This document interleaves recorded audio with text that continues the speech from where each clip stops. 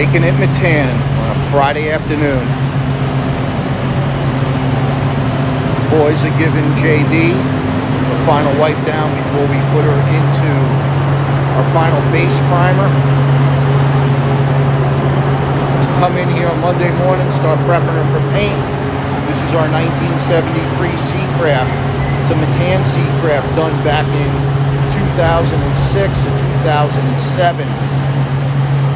Came off her perch this past October in a pretty nasty storm, flipped over, ended up on the rocks. We lost a little section of the hull, replaced it.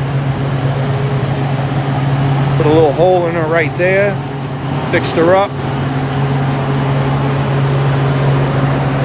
Lost part of her gunnel section. Joe Morelli did a phenomenal job taking care of that. Now Scotty Van Boezelstein is getting ready to come in, lay 3, 4, 5 coats, our final primer base, and we'll call it a weekend. Speaking of weekends, stay tuned. It's this weekend, and speaking of Seacrafts, Metan Classic Collections will be making a very, very big announcement.